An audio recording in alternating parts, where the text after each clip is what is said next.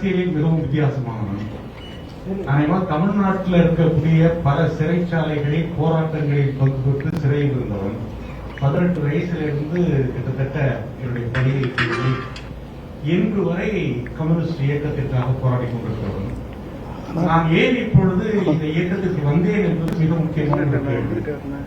அதுவும் ஒரு சிறப்பு துண்டை போட்டுட்டே செயல்பட வேண்டும் என்று இந்த இயக்கத்துல என்னுடைய சிறப்பு துண்டை எடுக்காம நான் இதை போட்டுக்கொண்டே செயல்பட வேண்டும் என்று நினைக்கின்றேன். அதற்கு என்ன காரணம் என்றால், என்னுடைய வாழ்நாள் முழுவதும் சிந்தித்து நிறைவேற்ற முடியாத ஒரு பிரச்சனை என்ன என்றால் ஊழல் ஒழிப்பு தான்.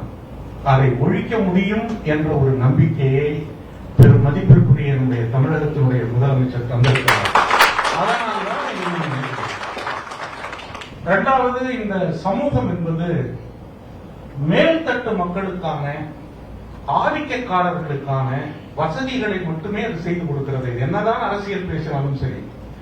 ஆனால் ஒடுக்கப்பட்ட ஒருவனுக்கு அரசாங்கத்தினுடைய பணம், அரசாங்கத்தினுடைய உணர்வுகள், இவையெல்லாம் சாதாரண ஒடுக்கப்பட்ட ஒருவனுக்கு கொண்டு போய் கொடுப்பதற்கான ஒரு சாக்கியத்தை இந்த தேர்தல் நம்முடைய முதல்வர் விஜய் அவர்களுடைய தலைமையிலே துவக்கி வைத்திருக்கிறது.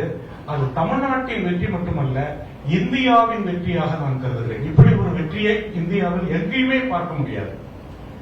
நான் என்னுடைய அரசியல்ல நான் ரொம்ப வியந்து பார்த்த ஒரு விஷயம் என்னன்னா, இந்த தேர்தல் ஜாதியை ஒழித்திருக்கிறது. ஒழிக்க வேண்டும் என்றாலும் ஒழிக்க முடியவில்லை. ஒழித்து காட்டியிருக்கிறது. மதத்தை ஒழித்திருக்கிறது.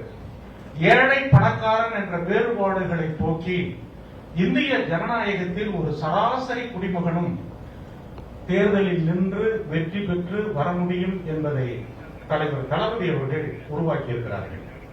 2012ஆம் ஆண்டிலே பாரிஸ் மாநகரத்திலே ஒரு பெரிய மாநாடு நடத்தி உலக தலைவர்கள் எல்லாம் வந்தார்கள். அவர்கள் கேட்டார்கள், அதில் கேட்கப்பட்ட ஒரே கேள்வி, ஏழை ஒருவனால் இன்றைய காலத்தில் சட்டமன்றம், நாடாளுமன்றத்திற்கு செல்ல முடியுமா என்ற கேள்வியை 2012 கேட்டாங்க. ஆனால் இந்த தேர்தல் பணம் இல்லாதவன், காசு இல்லாதவன் நம்முடைய தேர்தலிலே நின்று வெற்றி பெற்று செல்ல முடியும் என்பதை